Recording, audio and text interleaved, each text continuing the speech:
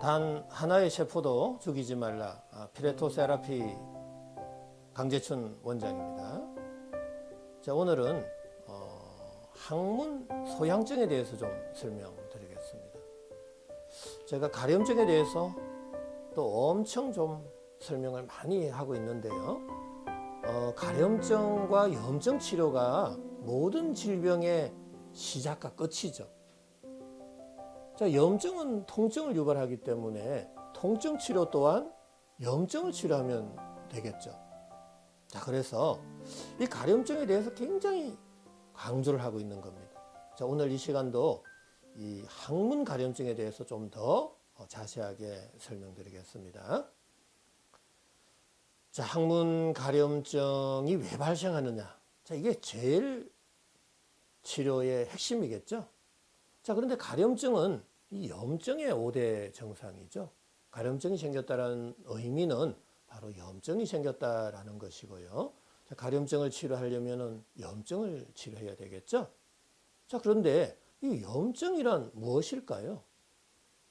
우리가 지금 현대의학에서는 이 염증을 다양한 원인 중에서도 세균, 바이러스, 곰팡이 등에 의해서 내 인체 내로 들어와서 침입을 해서 하나의 항원이 들어와서 그 항원과 대응하는 항체가 내 몸에서 서로 반응하는 과정 속에서 염증성 매개물질, 아라치도닉 액시드, 사이토카인, 인터루킨, 프로스타글란딘, 히스타민, 다양한 또 염증성 매개물질이 생긴다고 보고 있죠.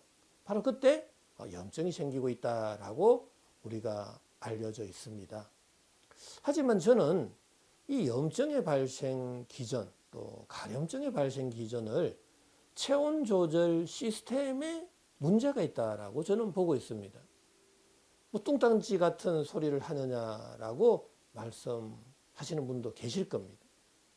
하지만 우리가 조금 더 과학적으로 또 이성적으로 한번 생각을 해보면 저의 이론이 어느 정도 수긍을 하실 수 있을 것으로 저는 믿습니다.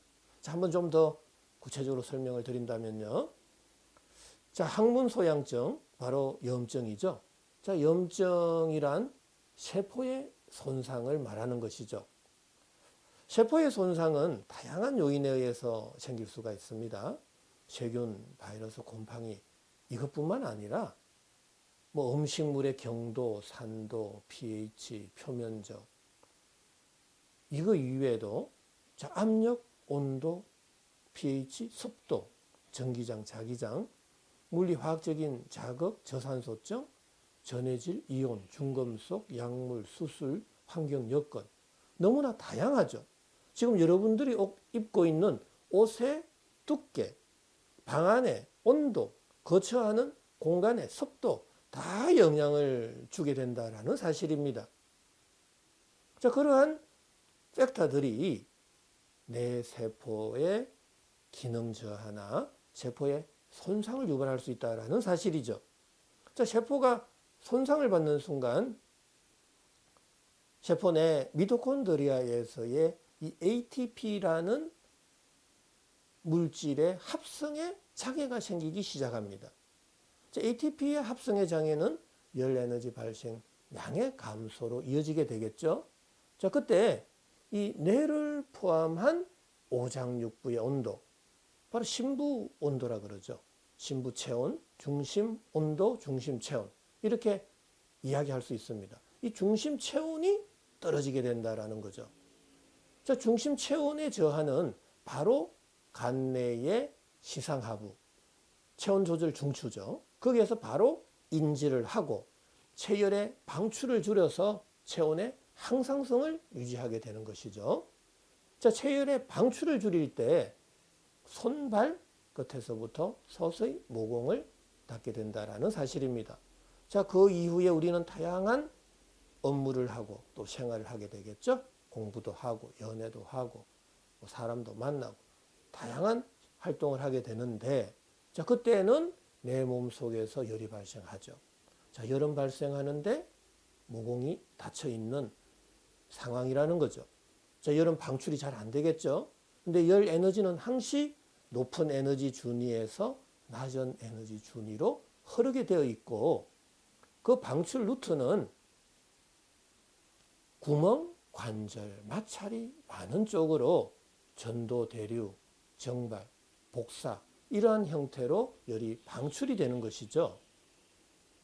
그런데 인체 중에서도 이 하체, 요도 항문이 있는 이 사타구니 쪽으로 열이 쉽게 과도하게 방출이 될 수 있는 거죠. 자, 그렇다면은 항문 쪽으로 열이 과도하게 방출이 될 때 항문 주위의 조직의 온도, 피부 온도가 급상승하게 되는 겁니다. 바로 그때 인플라메이션이라는 염증이 발생하게 되었다라는 게 저의 주장입니다. 그거는 누구도 주장하지 않는데 저는 18년 전에 이 피레토세라피라는 치료 방법을 개발하는 과정 속에서 하나의 제가 이 염증의 발생 기전, 가려움증의 발생 기전을 독창적으로 찾아냈다라고 저는 주장하고 있는 것이죠.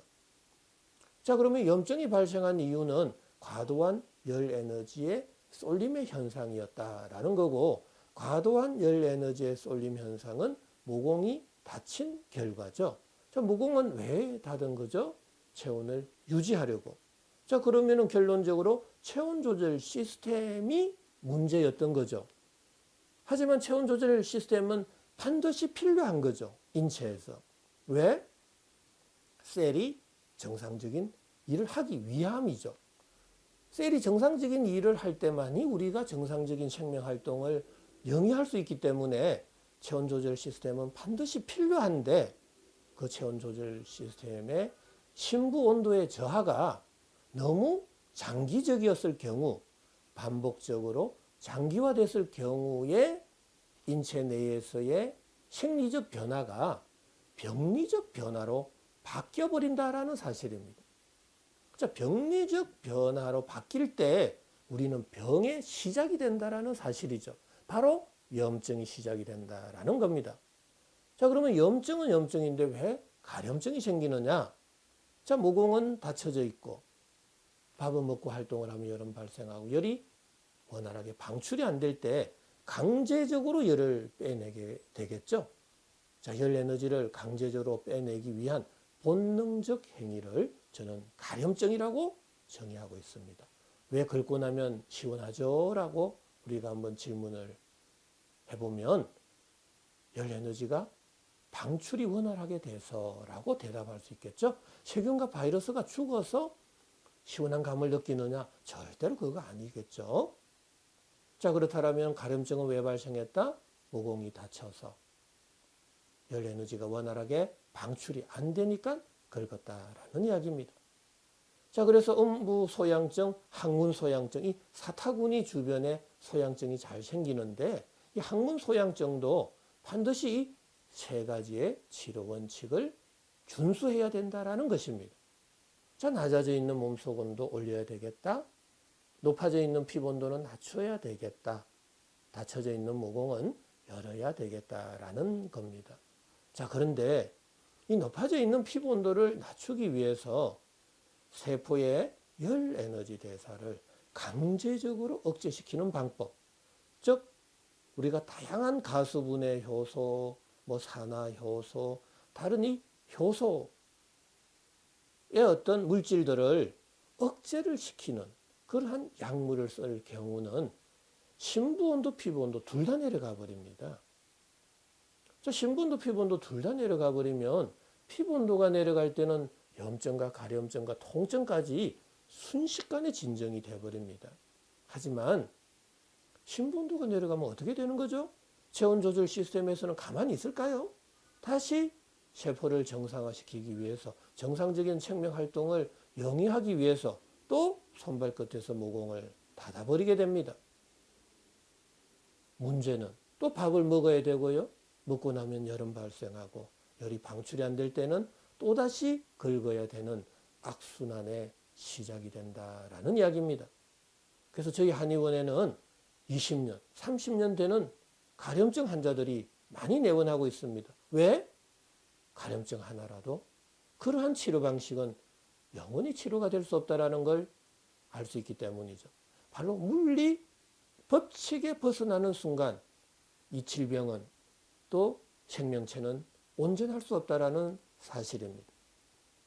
그래서 우리 한의학에서는 순천자는 흥하고 역천자는 망한다라는 말이 있습니다. 천리에 잘 순응하면은 건강해질 수 있고 천리에 역행하는 자는 반드시 사망하게 되고 사망하기 전에 질병에 이르게 된다라는 사실입니다. 자, 오늘은 이 항문 소양증에 대해서 좀 설명을 드렸는데요. 자, 어느 정도 이해되시죠? 반드시 항문 소양증을 치료할 때는 이 신본도 높이고 또 피본도 낮추고 닫혀져 있는 모공은 열어서 열 에너지를 골고루 전신으로 분산시켜서 어느 한쪽으로의 열 쏠림을 없애는 치료를 하자라는 이야기입니다. 자, 오늘은 이 항문 소양증에 대해서 설명드렸습니다.